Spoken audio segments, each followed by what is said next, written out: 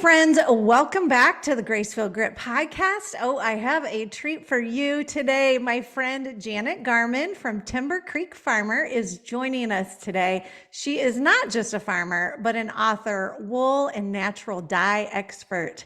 She is an educator working with Homesteaders of America, as well as many other groups that she shares her wisdom with. She raises sheep for wool, vegetables, chickens, and various livestock.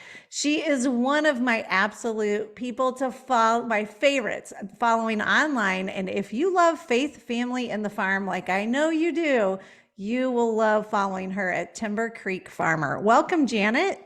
Thank you for having me. I'm so excited. Glad we got to do this. Yes. So we've been trying to get together, so it's nice to finally make it happen. So I'm sure that many of our listeners already know you, but for those that don't, can you tell them a little bit about your family and your family life? Sure, yeah. My husband and I are the owner-operators of a 4-generation family business. It's a sawmill. Our grown boys are now working in the business too. And it's a lumber company, industrial sawmill. So we deal with contractors mostly, and we sell byproducts to the public. And so that's our overarching, I guess, business. And then we have like these serial entrepreneur things going on all over the place because that's a lot of fun. So, besides writing books, I sell yarn from our flock, and that just totally drives my heart because I know those sheep on a daily basis. They're my pet sheep. Flock is currently 15. We raised our kids doing this, but not from the very beginning. We started with horses on the property, and then it kind of traversed into goats and chickens and ducks, pigs, beef cattle. We've had some dairy goats. It's just been a great ride, but we have not done everything at the same time. So, right now we have primarily sheep and chickens with a few elderly ducks left over from the kids' childhood. And, we're currently not raising any livestock, but that doesn't mean, we won't incorporate it in the future. We just like to change things up as the property can handle it, and kind of as we can handle it. Yeah. Oh, that's wonderful. So the house that you're in, is your property attached to the sawmill that you have, or is it a completely separate location? It's actually across the street in a neighborhood. Oh, okay. We have a little bit of both worlds. I spend most of my time down on the property, which is just a quarter of a mile down the road. But the county that we live in has some funny rules about you building a residence on a property that runs a business. So even though it's a really large tract of land, they have rules, and we didn't fit the rules. So we're very grateful that we are in a good neighborhood right across from our property so that we can get there quickly. There's an old little tenant cabin on the property that one of our boys lives in. So there is someone on the property. So that's nice for safety and all that. But this is the way it was. We tried, it didn't work. Sometimes you just have to accept that things are not going to be the way you dreamed, and it's okay. I was just so grateful that we didn't sell our house in anticipation of building a house, because then we would have ended up being further away from the farm in the long run. Right. Isn't that funny how, God just works things out. I mean, it's so interesting that you brought that up, because I was just talking to someone about that this week, and it's kind of the same story as us. We had this dream and we wanted to live out in the middle of nowhere, but my husband's a fireman and we have to live in the city limits, and you make do, and you don't just completely give up a dream for the other one. And now I wouldn't trade it for anything. We're in the city limits. It's a smaller farm than what we dreamed about, but there's a lot of benefits to it as well. And so it's funny how we think we No. know what we want, but God Right. has better plans, doesn't Yeah, he? and we don't know the answer, and that's the faith part where we just have to be willing to accept and try other avenues, or Mhm. just, keep going, but just adjust. There's nothing Right. wrong with adjusting. This is like, I'm really glad you brought this up, because it's kind of one of my favorite messages for especially young families that are trying to Mhm. save up money, and they feel frustrated because they're not doing the big things that they want to be doing, raising beef, having a Mhm. milk cow. And I'm like, there is so many things that you can do right now to change your Mhm. life for the better, to live a more healthy, holistic life, to reduce your dependence on Mhm. the structure that's out Yes. there that maybe you don't feel good about. Mhm. So many skills that can be learned in a tiny starter home, Or you even know, an apartment. I mean, even in an I know apartment. someone in an apartment, they don't have a garden, they have a little container garden, Yeah. but their Yep. corner of their tiny little apartment kitchen, they're doing sourdough bread, they're doing Yeah. kombucha, they're Yeah. going to the farmer's market with their Mhm. family, picking Yeah. out the ingredients, still Mhm. coming home, doing the meals just like we do, Yeah. probably even better. Mhm. And to me, they are more of a homesteader than a lot of people that are Right. living on a lot of land, Right. just hustling, Yeah. because it's truly the intention behind it. Yeah. So I Exactly. totally agree with you. It can start Mhm. anywhere you want it to start, and then you can grow and you can Yeah. change. Yep. You can change your focus, add to it as time allows. That's the other thing. You and I both raised sort of large families. I Mhm. did not do everything that I'm doing now.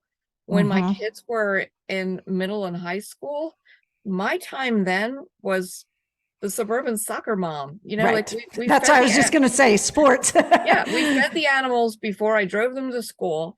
Yeah. Then, I would come back and do chores that still needed to be done.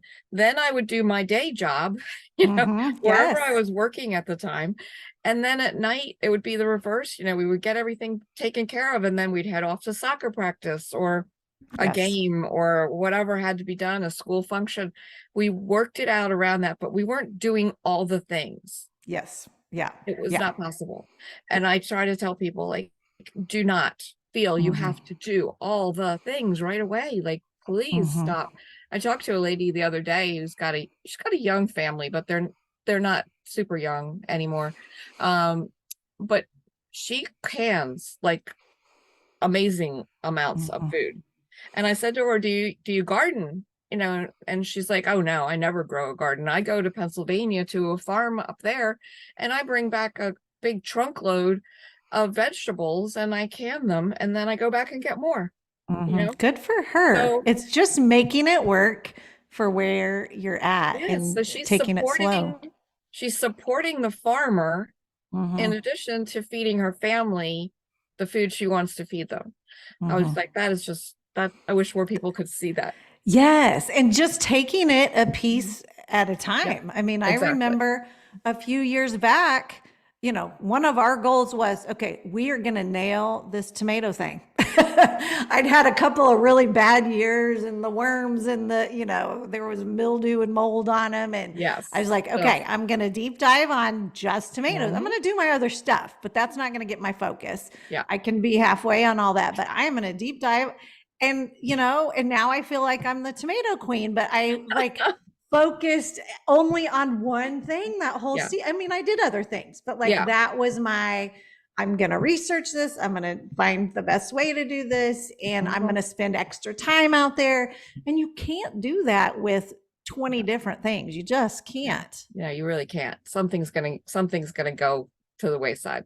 Yes. There's Well, only so okay. much. Yeah. Yeah, I agree. I agree. So, and Mhm. I love that you brought that up because you've kind of nailed down into you used to have goats and all the Mhm. things, and you're kind of nailing down in to you're a shepherdess. Do I Mhm. even have that term right? I Yeah. mean, here I Yeah. have sheep, and I should know all this.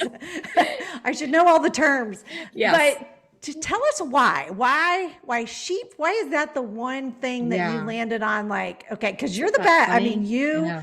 you are the best at it. You know what you're doing. You go all the way through the, shearing and the wool and the dyeing and all that thing. So tell us a little bit about that journey and why that captured your heart as opposed to something else. Yeah, it's so funny because like 20 some years ago when I was looking to get into a fiber animal, I was like, no sheep. I do not want sheep.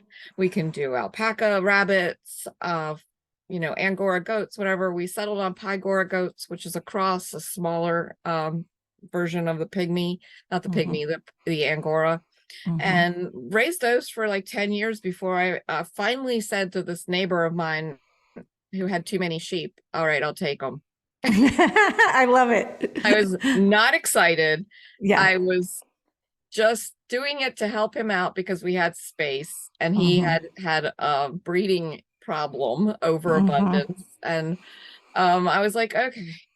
Because he just kept calling and I was like, fine, just bring me 3, and so then it just started from there. And the more I learned about sheep, I already knew about sheep. I was an animal science major in school. That's my degree.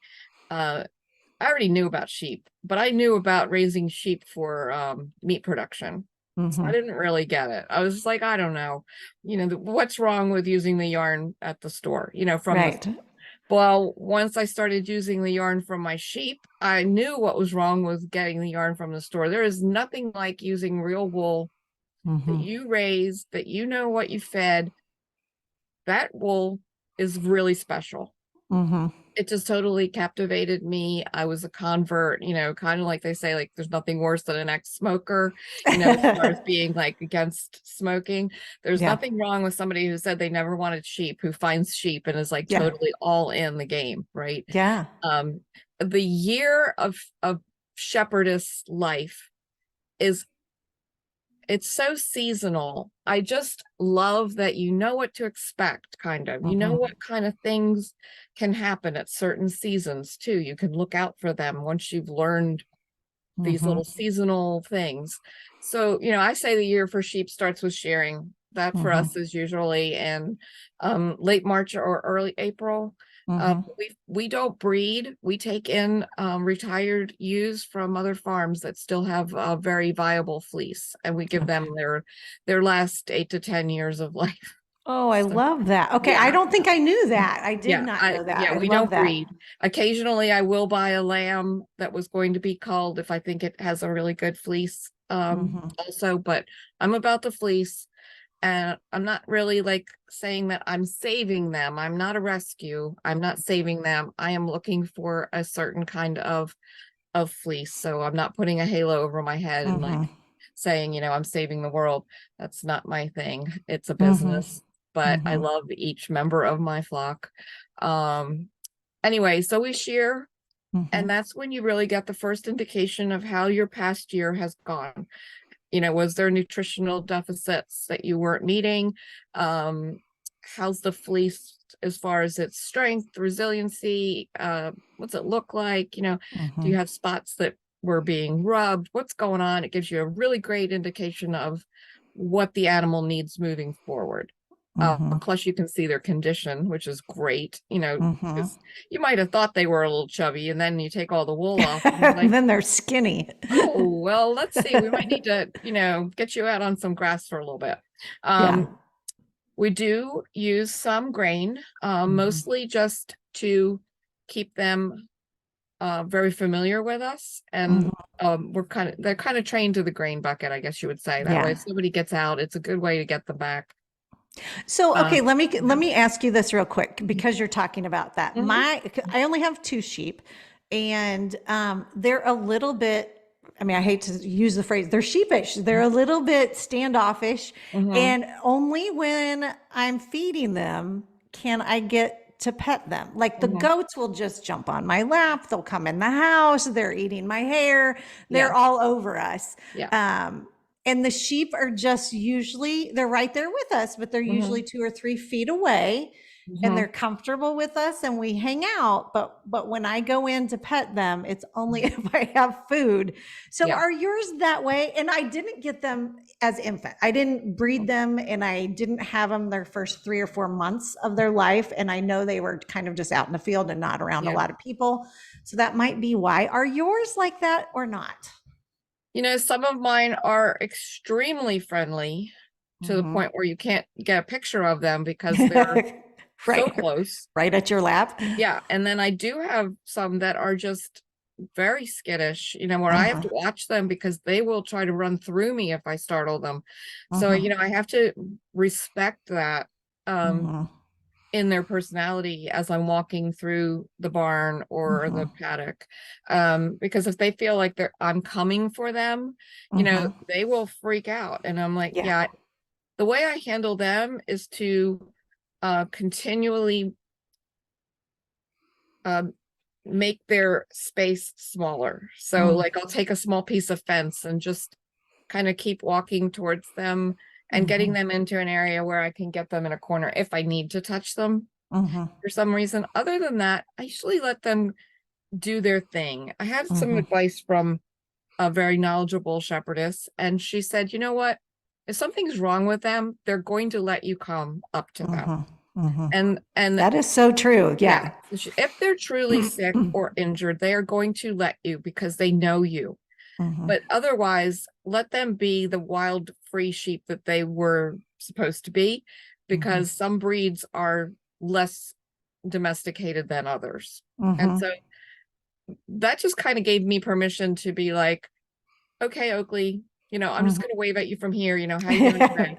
Yeah. And I don't stress over him. I look at him from afar. If I see something odd, I might try to walk towards him. But if he runs, I'm like, okay, dude, Yeah. You're faster than I am. I'm not chasing you. yeah, yeah. So, I do the pretty regular health checks where I pack them all into one stall. Mhm. So they really don't have any room to run, which you might think is a little bit risky, with the ones that are a little bit flighty or flaky. Mhm. But really, they are more secure when they're in that tight uh, Mhm. space with each other. And I can just kind of walk through them, then squeeze through them and Mhm. just grab one by the neck or the head, look at their eyes, look at their teeth, pat their belly, whatever I think I might need to do, check that the tail area is clean. Any of those little things we do just to kind of assess um, how their condition is.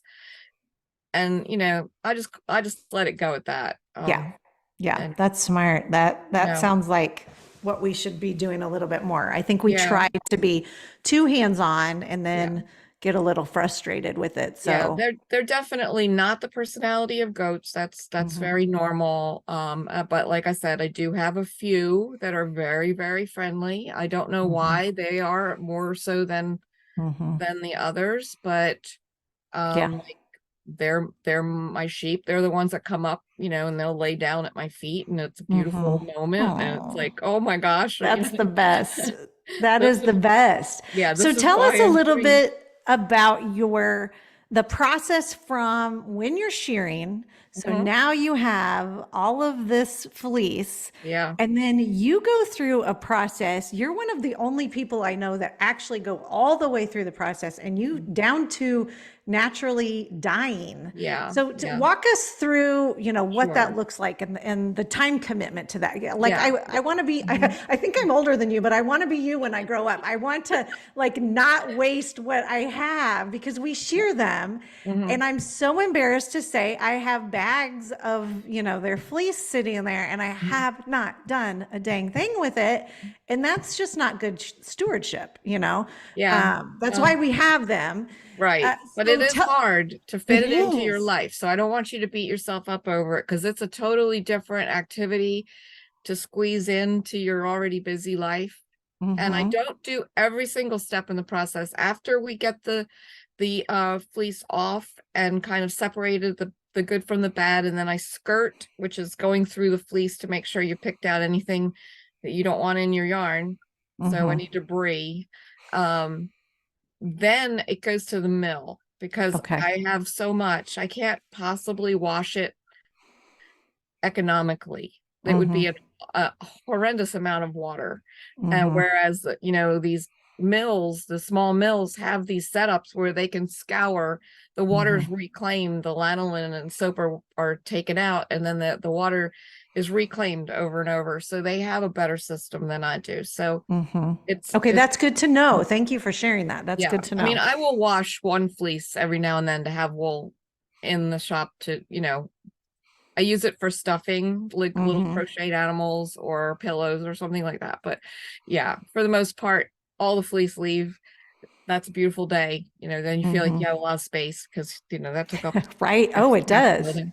Right Yes. now I have 30 fleeces because we'll get to this later, but with the storm that happened a year ago, Yeah. nothing happened that whole year, and then we shared again. So I have a Yeah. lot of fleece right now. Wow. But Wow.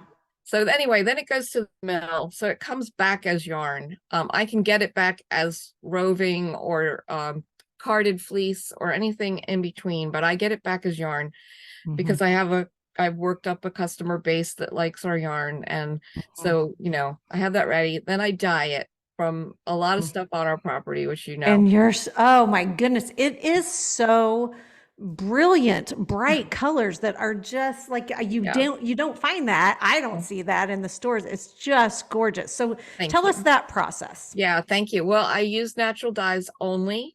Some of them I forage, some of them I grow, and some of them I buy from a supplier. Mm-hmm. But they're all plant or insect dyes. I love to mix colors. Mm-hmm. I love to just kind of approach it as an artist and see what happens. So I'm not a production dyer. I'll do 6 to 10 of the same color, and then I'm done. Like I'm Mm-hmm. moving on, I'm going to do another color. So Mm-hmm. I just kind of divide my yarn up when it comes back, and I'm like, okay, I'm going to use these 60 skeins are going to be my Mm-hmm. fall shop Mm-hmm. offering. That's going to be going into the shop. So those will be specific colors that I just, designed for that season. Mm-hmm. And it could be the pokeberries that are out in the late summer, early Mm-hmm. fall. We have so much of that. Barks and nuts are another great thing to find on your own property. Wow. And they make a really beautiful natural shades of golds and browns and Mm-hmm. all those lovely autumn shades. Uh, there's some wild plants like wild mints that you can harvest. They usually are prolific. Mm-hmm. There's one called perilla that grows all over our property. It's a really large plant, and I use that. Mm-hmm. I can make anything from a gray to a green with that Mm-hmm. by altering it a little. Yellows are so easy to make. And those are all just from forage things. And then we do Mm-hmm. grow some dye plants in the gardens, so I can use the flowers or leaves from the dye garden also. That Wow. would be And really so cool. do you just heat, because I've watched your videos and I could Mhm. just like sit there and put it on replay and watch it. It's just Thank fascinating. you. So is it in water that Yes. you just heat it up and you Yes. just stick the flowers or the plant? I bet that Yeah. smells amazing, especially mint and things like that. Yeah, it can be either amazing or too strong Or depending on not. the plant. Yeah. But yeah, some plants are very, very potent when they're heated. Um and anyway, it's a really neat process. It's very simple to learn. You basically have to prepare your fiber to accept the dye, which you use most people use alum, which is an aluminum um formula. Mm-hmm. It's non-toxic. There's other ways you can just use straight vinegar, anything that'll tell the fiber like, hey, you need to be ready to accept something. Soak it up. Yeah. Kind of opens it up to doing that. And then you soak your plant matter in water with some heat. You don't want to go too crazy. Some are very heat sensitive and they'll turn everything brown. So Oh, okay. you want to monitor it, but it's not hard. And Mm-hmm. then once you get that done, you can either sift out all the plant matter, or if you've put it in a bag in order to heat it, then you could just remove the bag. And then you put your yarn in and Mm-hmm. warm it up, and give it the amount of time that plant takes, and Mm-hmm. Sometimes I leave them sit overnight, like after they've been heated for a while, I'll let it soak in that dye bath overnight to get even like a little bit more color set Yeah. in there. Yeah. And I think the biggest thing with natural dyes is being patient, being willing to learn, and just taking your time. Don't be in a rush. These dyes are plants. They're not formed in a day. They're not going to just give you an immediate result like your acid dyes. There's nothing wrong with using acid dyes either. I think the word acid is scary to people. The acid in acid dyes is a vinegar. That's your acid. Oh, Yeah. I didn't know The, that. the thing is that the dyes themselves are not formed from plant material. They're formed from chemical colors. So, as people say, well, plants are made of chemicals too. Yeah, we're all made of chemicals of some sort, right? But they're actually a man-made color as opposed to a natural color. So that's your difference there. Okay. And people freak out because it's like, acid. It's like, it's not the acid. That's the bad. It's where the pigment's coming from. Yeah. That may or may not be what you want to introduce into your life. Yeah. Well, I will say your colors are more brilliant and bright and beautiful than, and I like how you kind of follow the seasons, which makes sense. If you're doing natural dyes, you're doing kind of what's in season and what's coming at you. So I think the seasonal aspect of it really appeals to me. I know what's coming. I can either get ready for it or I can skip it. But I'm not going to get another chance. It's like if you want to do pokeberry, you're going to do pokeberry in that late summer, early fall season, or you can freeze it, but it still isn't going to be quite the same as just going and picking a bunch of it off the bushes and, right. putting it in a pan of water and letting it release its color. A lot of people are very ambivalent about pokeberry too. It's funny. It's such a bright fuchsia shade, but It's it shifts. beautiful. Yeah, it shifts. And so depending on your water, depending on how much light it gets, it can shift into some odd shades. And so, a lot of people are like, oh, I never use that. And I'm like, well, once you know it and you know what to look out for, you can be successful play with it. Yeah. but Yeah. it's one of those ones that it's controversial in the natural dye world. I'm like, that's fine. You do Everybody it well. everybody do what works for you. Right, right. And you've obviously nailed it because it's, it's Yeah, I've had good gorgeous. luck with it. I have had good luck with it. Good, good. So, Okay, so I would love to kind of shift. And, one of the main, you have so many things that like we could have a whole hour conversation about. And maybe we'll have to do this again. But yeah. one of the things that I love about you, you embody perseverance. Like you are the real deal. I love following your account. You've been a good friend to me online. And you had a storm last June, so about a year as of this recording, about a year ago. Tell us a little bit about what happened in that storm, and just watching you from a distance. To me, you're just pure perseverance and just that go get it attitude and positive. But you came across one of the big real life storms. So tell our friends, if they were not following you at that time, a little bit about that situation. Yeah. Well, I will say it definitely was a turning point. I think even though we are faithful family, we strongly believe in Christ and God's our purpose and God's will here. This was something we had never lived through before. It was devastating.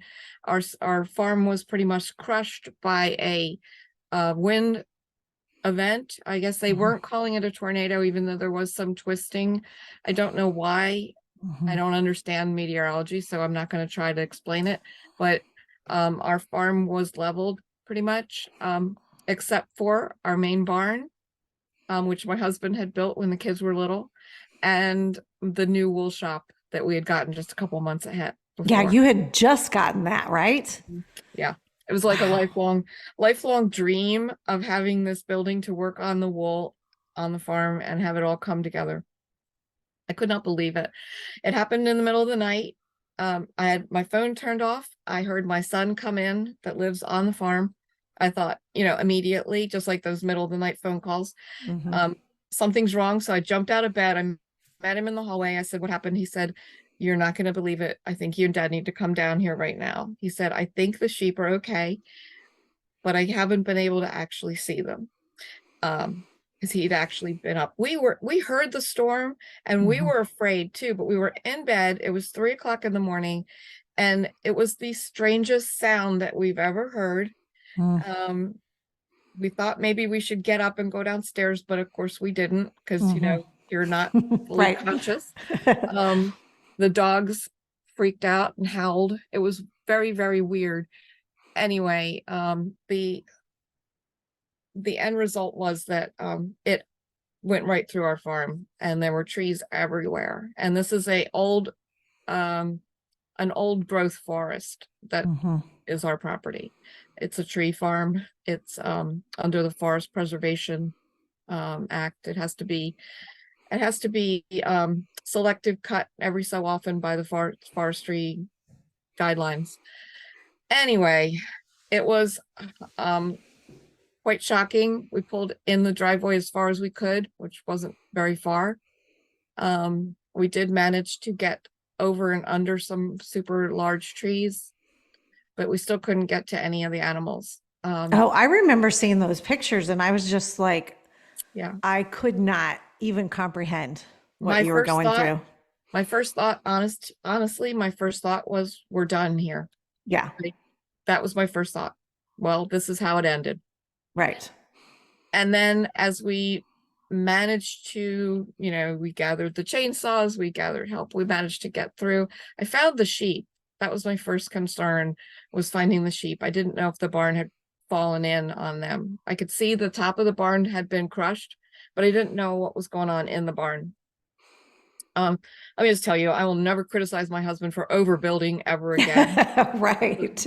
Yes, the top was crushed, but the top was stopped by the heavy lumber he used for the That's beam. amazing. Yeah, like, I will never ever laugh at him again for overbuilding. Mhm. He literally, that barn saved them. They were outside eating tree leaves, and they weren't making noise because they were so happy. They were happy. Yeah. Nobody Wow. was stressed. They never exhibited stress. I'm sure they ran out when the tree landed on the barn, and they could get out through its little, like, Yeah. V shape. They were all out there, happy as could be. Fences down all around them. They could have gone anywhere, but they were at the very first tree, eating away. Wow. They ate poplar leaves for about a week because Yeah. we couldn't get any other food to them. We Mhm. couldn't get hay out. We couldn't get to the hay we had stored. So I just called the vet and I was like, is there any problem with this? This is working right now. Please tell me it's okay. I know. I was like, good, because I really don't have an alternative, but just wanted to know what to look for. Yeah, it's mostly poplar trees, and they were loving life.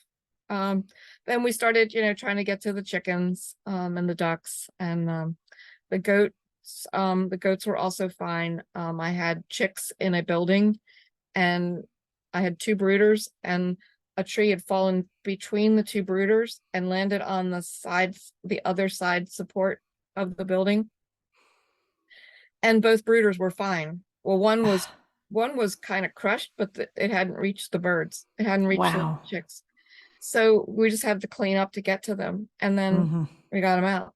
And one coop was completely destroyed, completely no fence left around it or anything. As we got to them, I was able to just hand them out, and we just threw them in another coop. I was like, Mhm. this is not how you integrate two flocks of chickens. However, I don't even know what We're doing it today. I don't even know what you're supposed to do at this point in life, right? So Right. yeah, so they were all fine. And now, I mean, we had chainsaws and everything and help going on for weeks, and it was a miraculous thing to watch. Yeah, it Um, really was. I mean, coming from the outside, I'm states mhm, away, yeah, and I remember just looking at your pictures was mhm, overwhelming me. yeah, Like, like how I think I would just shut down looking Mhm. at just I mean, yes, glad animals are fine. Nobody, we all say, okay, at least no one was hurt. So, Right. Yeah. get over yourself. Why are you whining? But looking at your pictures, I don't know I how don't know nobody, mentally how you don't just like throw in the towel and go, how are we going to rebuild from I know. this? It was very overwhelming just not even being there. So I can Yeah. imagine, the real sight of it. It was, Tell us how did you mentally, because it took you yeah. quite a while to get back, Yeah, it game did. on. I would say that um the best thing that happened, and I know that you know that these things happen too, is while I was standing there at 4 in the morning, while we stood there in utter shock, I had this unmistakable message from God that came Mm-hmm, over me. When they say the peace that surpasses all mm-hmm, understanding, that is mm-hmm, what happened. I mm-hmm, seriously felt this calm, almost like a calm hand was laid upon me. I mean, I'm not saying I felt a hand, but mm-hmm. that kind of sensation of it's going to be okay. You're giving me goosebumps. I mean, I still I've get been there. emotional when I Yes. think about that moment in time because Mm-hmm, I'm watching my son, my husband, my other boys showing up. Everyone is starting to get to work. And I could tell my husband was in shock. Like mm-hmm, he was managing, mm-hmm. but from that point of I don't know where you get that strength. Yeah. And God just came over us. Mm-hmm, And so that pretty much was the feeling of the whole cleanup. mm-hmm, People showed up for us.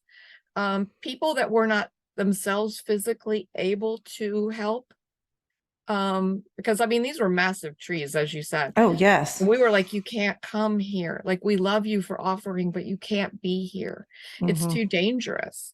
But every one of our employees, because the whole area had been devastated, so there was no power. Every one mm-hmm, of our employees from the sawmill worked anyway. They mm-hmm. could have gone home. They Wow. chose to work to clear up our farm. And the insurance company was wonderful. Thankfully, we had insurance, so I Mm-hmm. say, please don't skimp on your insurance. Like, it seems Right. like such a waste of money when nothing's going wrong. Mm-hmm, But I couldn't even believe how much was covered. So we were able to pay our employees for doing mm-hmm. that. We were able to, afford the gas for the chainsaws to constantly keep Right. them, all the little things. We were able to buy new chainsaws because we needed Mm-hmm, more working chainsaws to get everything cleared. Just all the things, Lana. It was, even to this day, I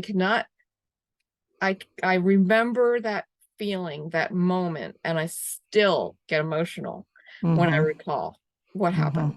Um, it was a turning point in more ways than one that came about afterwards. Like, mm-hmm, there were more and more and more, like, I can't call them anything but signs from God that he mm-hmm, was like directing our path. He was mm-hmm, telling us very clearly that he wanted this farm rebuilt for a reason. And at mm-hmm, the time I did not know the reason, mm-hmm, but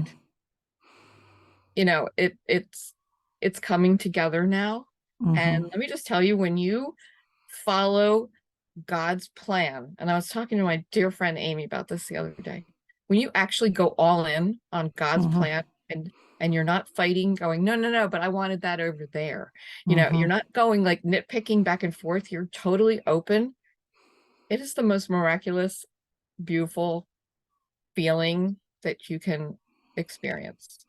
It It, is. And I am so glad you brought that up because it is not our natural state to do that. I mean, and everyone on here knows my story about my, brain tumor and all that. And I was 50 years old, 50, over 50 at Mhm, that point, living a whole life, as a good Christian and doing the right things or yeah. whatever, but the true trust of him showing up and that picture you just painted for us Mhm, of his peace and he I do believe, and I haven't really dug into the theology of it, but I do believe he allows hard things for us and struggles and storms, literally a storm for you, so that it brings us closer to him, because Yeah. otherwise we're so independent and we can Yeah. do things on our own and we don't like relying on other people.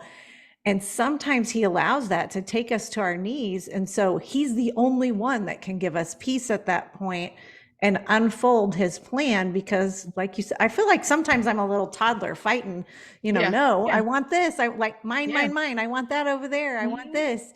And I'm Yeah. so glad you brought that up. He has the plan, and it's usually 100 times more beautiful Yeah. than what we've concocted in our head. Yeah. I mean, like the pavilion and the building that we had just put, had just gotten, well, the pavilion wasn't there yet, but we had it planned for that area. And, I had courses planned and things planned, and I had to cancel them all.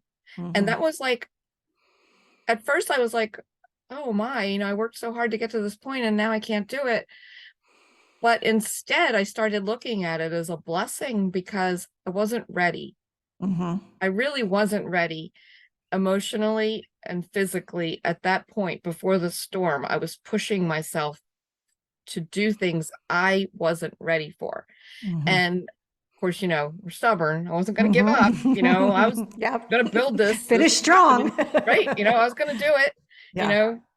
And then it gave me, in a way, it gave me an out. Because it Mm-hmm. was like, okay, this is not going to work. We can't have people come in here this summer with all the cleanup going on. I can't Mm-hmm. have people in harm's way. We had more trees to take down. I was like, I can't do it. So I just Mm-hmm. canceled everything. I was like, I'm sorry. Mm-hmm. Maybe in the fall. Mm-hmm. Right. Right. But during this whole transformation in the past year, I have grown closer to what he really wants me to do with our property. Mm-hmm. So tell us. Do tell. Well, I think If you're comfortable, you don't have to share if you don't want to. no, it's okay. I mean, I tend to be a pleasant introvert. Mm-hmm. I really like my time alone, and I like to kind of hide away. Amen to that. And I think that's all well and good and all, but some of the ways I was going to start to bring the people in were not going to work for me. They weren't. I needed time to create a plan that was actually going to work with my mental health, or whatever you want to call it. Oh, That yeah. wasn't going to take me down and Right. it would be like one big season, and then I'd be like, I'm never doing this again. I need to be I told my daughter traveling yesterday, airports and all that. I'm like, I need to be in a quiet, dark room with no people for like at least 9 hours to get over this last 2 hours. Yeah. She's like, what is wrong with you? I totally understand like that. I love people, but sometimes I don't like them. No, I totally understand that. When I go places, and my husband's gotten kind of clued in now to this, like when I come home, I'm in the bathroom for a long time. Yeah. I don't really need to be in the bathroom. I need to be in a room that's like kind of quiet. Nobody's going to bother me there. Right. Oh, yes. I am with you 100%. That's always been my hideout. Yes. Like, I can't do anything for about 45 minutes. I'll be back. Yeah, I agree. I'm with you on that for sure. But, so I think I've just kind of learned that I want to be more organic with what I invite people in for. So I'm listening to the people in my community. I'm listening to what they're asking for and what they're seeking. And, they're looking for more basic homesteading advice. Some of them are super interested in wool and all too, but not enough for me to really be like, that's my customer base online. My customer base, if you want to call them that, because to be honest with you, I'm not charging people for anything other than the supplies. I want them to know these skills. I want them to know how to can. I want them to know how to grow food. I want them to know how to make soap.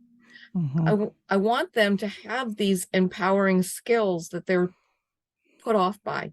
I don't, we're at the point in life where I don't need to charge. I feel ambivalent about this too, because I feel like, well, I don't want to make it like you shouldn't pay for these skills. You absolutely should pay for these skills if you can. But if you can't, I'm not going to ask you for money in order to teach you life skills that we all should be learning as we're growing up. It's just sad that we're not. Right. So, I don't want to offend anyone who is teaching classes and them feel like, well, we can't afford to do it for free. That's my business. That's fine. It's not my business. Right. I'm just doing it. That My is so business, beautiful and so needed. Oh my goodness. I love yeah, it. my business is selling yarn. I'm not going to give you my yarn. There's a Right. lot of food and love and attention that goes into that yarn. I am not Right. giving that away. But if you want to come and learn how I do some things, I will give you that knowledge for free, because that's just what I believe is right for me at this point. You know, I if I love needed it. the money, I would set up a stand and say, I'm selling canning classes. How many of you want to come Right. pay me to teach Right. you to can? So I'm And I enjoying would it. say you are one of the best educators too of, bringing people in, especially on the wool side of things. You're just a natural teacher. So that, Thanks. what a benefit to Thank people you. and so are you like mainly going to be doing this in person? Yeah, these are just Okay. like people in the community, people in my neighborhood, my kids' friends from church, they're young moms. They're like, oh, we love what you're doing. I wish I knew how to do that. I'm like, when do you want to I come love over? it. Yes. Oh, what a blessing to these younger families Yeah. too that That- and I will say this, there's nothing like in person. I mean, the whole world went haywire with COVID and and we're on Zoom today, so I'm not ditching it. oh, Otherwise, I wouldn't right, get to chat with you like right. this at all. But so I'm not ditching that, but there's nothing like Mm-hmm. standing in a room with someone and soaking up their skills. Yeah. You can't get that online. I mean, you can go through, here's the 10 ways to do this or the tips and tricks, but actually seeing it, actually smelling it, Yeah. actually hearing that can pop the way it's supposed to, all Yeah. those things Yeah. are hard to get across even in video today. So It what is. a Yeah. blessing that's going to Well, I be. mean, I can recommend a ton of people that I trust out in the world of Instagram or whatever, that are doing great canning classes, great soap making classes, and I wholly support them. I think it's great to share your knowledge in whatever way works for you. And that's why I said, I don't want to have a big uproar because I said, I'm not charging people. I told them to bring their own stuff if they had it. I was like, I love it. but I'm not saying that, everybody should do that, but I do want people to feel like they can reach out and be like, hey, have you ever done this before? Can I can greens? Is that possible? How do I do that? What if I want to can this stew that I made? Well, I can help you, or I can tell you, or you can come over. We had 8 ladies from church, these young moms. Oh my gosh, we had a blast. I had so much fun getting to know them, kind of remembering what it was like to be them. And, I made them do everything. Like, I just had everything out in the kitchen. And I was like, okay, I'm going to step back, and here's what you need to do first. And so somebody step up to the stove. Oh, I love it. Okay. And if you think about it, that role is a motherly role or a grandmotherly role, Right. passing down these traditions. And so many of us don't have that anymore, Yeah. or the grandmother has passed on or Yeah. whatever. And so I just love, keeping those skills because it's stuff that we've lost. It is Yeah, we stuff really we've do lost. need to make an effort to keep it going, and people are sometimes afraid to ask. So, if you feel a little bit of a vibe that they might want to know what offer to help them learn, even if it's just a 1-2 hour introductory, like, hey, I'm going to be making applesauce today. If you want to come over, bring your coffee and come on over, kind of thing. But I really think it's almost essential Oh, we yes. open ourselves up this way. People are my friends that know me well are like, how long did you have to hide in the bathroom after they all and Too I'm much, like, well, too much yeah, adulting and peopling, right? it was a lot. Yeah. But I've invited them back, so it's it Yeah. wasn't awful. Yeah. There's Well, and if you know that you're in God's plan, like you just said, if you just roll with it and trust him, he's going to give the energy and he's going to give, the grace after the fact. You Mhm. know, I love that. Yeah, and I'm just hoping that they will then pass it on to someone Mm-hmm. else in the future. Mm-hmm. Their own kids, learn with your mom, or invite the neighbor kid in because their mom's totally not going to do it. Like, Right. give everybody an idea of where food comes from and how we can make it last more than one season. Mm-hmm. Just these are life skills. Like, they are essential life skills, They and are. I think it's funny too. Like, I've noticed how quickly people are forgetting what 2020 was like, Oh, yeah. when we actually couldn't find the foods we normally ate. There was no yeast at the grocery store, and we're over here like, oh, sourdough, who cares? Right. We're I was like, good. that's fine. I'm like, you want some sourdough? And no, I can't do that. I've already killed sourdough before. I'm like, well, you could still try again. Yeah. The Yeah. other one, I was like, well, do you have baking soda? Like, make biscuits. Like, Right. and they Right. were like, Yes. It is. And it's just the simple telling them or, yeah, letting them know that it's even possible. make a Yeah. tortilla. You don't need, Right. That's there, even better. there are breads that you do not need yeast for. You just, Right. Right. you can do that. Oh, But I yeah, love it. that was a time that, I'm sure you and I never thought we would see that happen. Right. And there it happened. And how quickly are people forgetting that happened or acting like it will never happen again? And I'm like, Right. wouldn't you feel better if you knew how to store some food? Mm-hmm. Just, Yeah. And it's healthy and you know where it came from and you know the ingredients in that yeah, can and mhm. it is a pain in the rear. A The lot. kitchen's a mess and Yeah, everybody's grumpy at the end of the day, yeah, it's a but lot. those are memories. I just this past year it was my husband and my daughter and those are things. And she was irritated and he was irritated. And I'm just like, they're going to remember this. They're going to remember, Mhm. all of us together doing this thing. And for some stinking reason, you open that up and you eat that 6 months later, it doesn't really probably taste any better, That's, but it probably tastes maybe even a little, worse because there's not as much sugar as you can get at the store or whatever. yeah.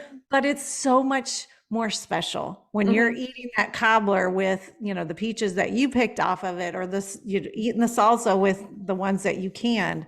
Yeah. It's just, you can't replace that, of going out and picking the tomatoes with your Yeah. grandbabies and then going in and chopping it up or whatever. So I So true. love that you're doing that. And I just think your community is going to hugely benefit that. And that's your local community. So real Yeah. quick, and I know I've kept you way over than what That's I was yeah. supposed to.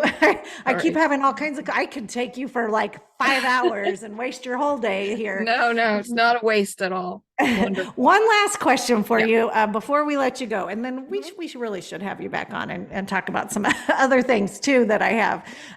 Tell us about your publishing, Sawdust Publishing. Tell us a Yeah. little bit about that. That's so exciting.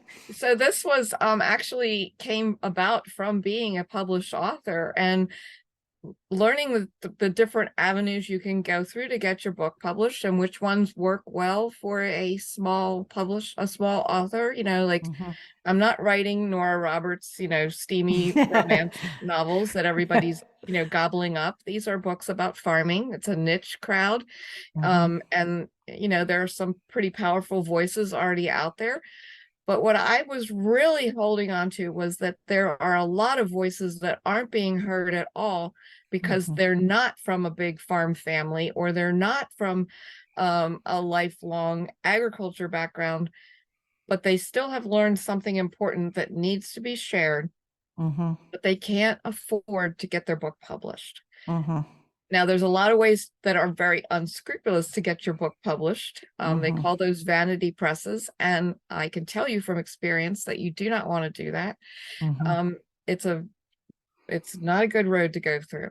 Self-publishing is difficult because you're on your own. Mhm. There you are. It might be economical, but there you are. You're out there by yourself and nobody's listening. Mhm. So we wanted to put together a hybrid, and we did. And that's our company. It's sawdustpublishing.com. If anybody wants to look it up, we have all of our our goals and beliefs on there. We only we're focusing on children and adult books in the farm genre. So Mm-hmm. it could be a farming story from, you know, a homesteading story, something that we have some adorable children's books coming out. They're precious, they're great Mm-hmm. stories, they're clean. You know, you can read them and just be like, oh, phew, we don't have to worry about editing any of this out before the kids Right, read it. right. That's so common these days. And then we have some books coming down the road on specific subjects. Sheep dairying. We're really Mm-hmm. excited about that book coming out. And some other, you know, general homestead topics with a different approach. So Mm-hmm.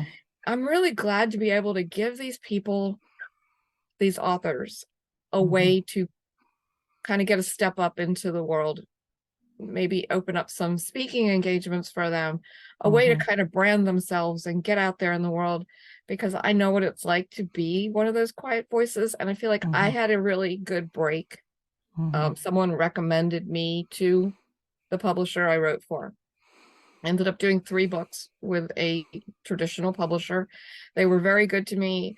But you have to write what they want, you Right, know. right. Mm-hmm. So we're a little bit more accepting of things as long as they can be credible. You know, Mm-hmm. we're not going to publish something that can't be backed up, but Right, um, right. you know what I mean? Like Mm-hmm. it's their approach, and Mm-hmm. we we have turned a few down because they weren't Mm-hmm. the kind of books we were looking for. People have asked us, are you only publishing books written from a Christian perspective? Mm-hmm. And the answer is no. Mm-hmm. We're not closed off to other approaches to life, but we're also not promoting certain beliefs. So, Mm-hmm. you know, that there's that. If we can just all stick to the farming subject, we'll all be fine. So, Right, right. Oh, and that's, those are the good people, right? right. They make it a lot easier. I love that you're doing that. I just think that's so, so needed because, being in this publishing industry, Mhm. it can be kind of rough and Yeah. there's a lot of no's that come with Mhm. that, and people that are new into it maybe don't do that, and Mm. they don't know and they're discouraged. And I love that have a place that you can just help people get their messages out. So So, needed, and yeah. especially in this industry, Yeah. it's lacking. And there's Mhm. such, especially I believe since COVID, there's a new interest in going back to the basics, and people got a month long or year Mhm. long taste of not having the normal food that they're used to having, Yeah. and wanting that a little bit more of that self-sustainability. We're never really Yeah. Well, self-sustainable. we're You never have your going to be community. 100%. Right, We can't, I don't even think that should be our goal. I right. think we should be at a comfortable level of our own sustainability so that we have enough. Mm-hmm. You know, not Yes, everything. You can't store everything that you're going to need. It's going to right, go bad. You're not going to use it. You're going right. to end up throwing it out. But, you Mm-hmm. know, there are ways to be a good compromise in between there of, you know, having nothing and eating out every day, Right, and having something that you can pull together from your freezer or right. the pantry. So, Yeah, and just I love what you're doing because it's community based. I mean, you're bringing a group of, these homesteaders and people that want to learn these skills, and they have an audience that needs this mhm. information. And so much of it is, you don't have to do it all, but you Yeah, need to have a community with someone nearby yeah. that does something else that you don't do. And Well, I think what you're doing is really building community, truly. yeah. Well, I think it's important, you know, even if you do need to go hide in the bathroom afterwards, I think it's important to reach out for your community. You know, when my Mhm. kids were little, I always told them, if somebody gives you a good break, helps you out, lends you something that you needed. You know, my daughter did horse shows when she was a little girl and all the way up through college. And, you know, people that had been in the industry longer than her would help her out. They'd be like, oh, you know what? I Mhm. have a better girth for you than this one for the show. It's going to look better. Here, borrow my saddle pad. Here, my daughter outgrew this jacket. Would your Mhm. daughter like it? Things like that were a huge, huge blessing when you're trying to get into that, right? It's Right. expensive. Horses are silly expensive. Yeah. But you know what I always told her? I was like, you can pass this on. You can pass that blessing, maybe not that jacket, maybe Mhm. not those boots, but you can pass that blessing on to someone else. Maybe you see Mhm. a little brother or sister sitting on the sidelines, while their sibling is getting their lesson, you know, Mhm. take them and do something with them. Mhm. Go on a hunt for rocks, go do something, just keep them occupied because you know what it was like for your little brothers to be sitting there waiting for you. So Mhm. there's some immeasurable amounts of things you can do to give back. And, that's the way we raised our kids is to look for those opportunities. And, I'd be remiss if I didn't live that myself, Right. to be like, there are ways to give back, even if you don't feel like you have anything to give. You Mhm. do. You do. I love it. I love it. Well, you definitely are giving back to the community and we appreciate it. So, Thank you. Janet, tell our friends here online. I think most of them are probably already following you. Where can they find you online? So it's a Timber Creek Farmer on Instagram. Um, Janet Garman dash Timber Creek Farm on Facebook, but I will warn you, I rarely go there, so I probably will not see your message. Um, I'm with you on the things that. that the things auto post over there, that. Yes. And then my website is timbercreekfarmer.com and sawdustpublishing.com. So I love we it. have those two opportunities. I have a newsletter that goes out every week, which is the real nitty gritty me. Um, Uh-huh. Lots of faith because I can't turn that off. Right. And We can try, but it just keeps seeping out, doesn't it just it just it? It it just comes comes out. out. And I love writing my newsletter because I feel like that's a real connection Hmm. to the people who have signed up to get it. You know, Hmm. they know what they're getting, they know what to expect. They're the ones that really want it, whereas opposed to a social media feed where you may or may not see it based on whatever's Right. going on in the internet world that day. And you if you search for it, you're going to find my faith-filled posts, but Hmm. you may not see them. Right. That's just the reality. Right. So Yeah, sign I up for love my it. newsletter if you'd like to have that kind of info sent to you. I try to keep it fun, but sometimes I get into some meaty subjects. Yes, it's a good one. It's a good Thank one. you. Well, Janet, thanks for Thank coming you. on. I've really enjoyed this. We'll definitely try to get you back on here. And like I Anytime. said, I could go for 2, 3 more hours. So we'll just do it another day too. All So, right. Well, anytime, Lana. I enjoyed it so much. I'm glad. all Thank right. you. Thanks, Janet. Okay.